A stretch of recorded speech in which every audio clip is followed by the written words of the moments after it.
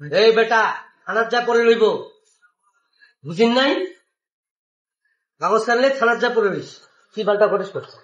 হাসপাতালটা তোমরা চিড়িয়াখানা পাইছো, চিড়িয়াখানার মতো ভর্তি হবা, বেলেট কিনে যা বাল কামাই।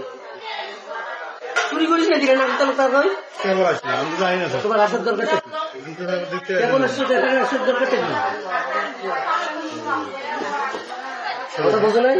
কিছু কথা ইশারাও বুঝতে হয়। বাইস্কোপ দেখানোর জন্য এসছে আর জনগণ বাইস্কোপ দেখতেছে। মান সম্মান তোমাদের কিচ্ছু নেই রে। বাইরে বাইরে বাইরে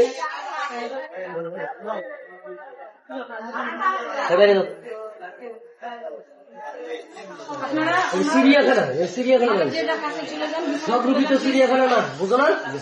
দুই একটা চিড়িয়াখানা মনে করে মানুষ। নাকের তল করাটা একদম নাক খাড়াই, একবারে নাকের তল নাক খাড়াই।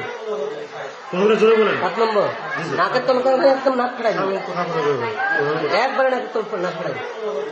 তোমরা উল্টাই দিই নিজে মারামারি যদি চিকিৎসা করো মই মাইরে দিয়ে হবে, একদম ঠিকনা উল্টাই দিই।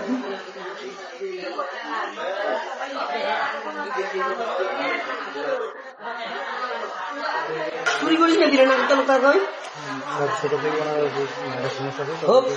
জোরে কথা কইছে।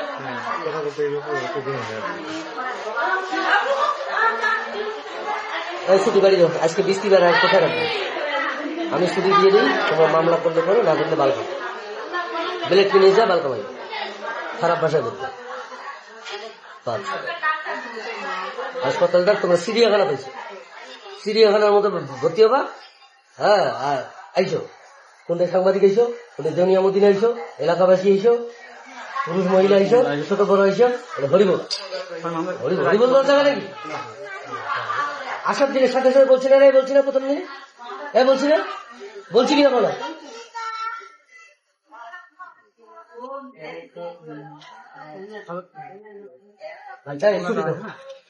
কি পাল্টা করিস করছে?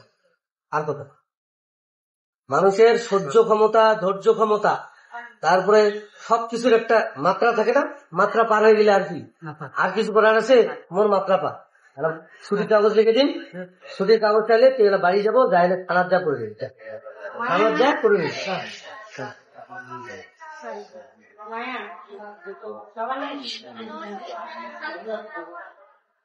আর বলতে পারলাম না, সরি ভাই। গ্রামের লোক আরো বেশি চাউরিয়া, গ্রামের লোক বেশি দেউনিয়া, গ্রামের লোক মানুষের করে বাঁশ ঠেলি ব্যাপারে বেশি, শহরের লোক কাগজ খেলে না।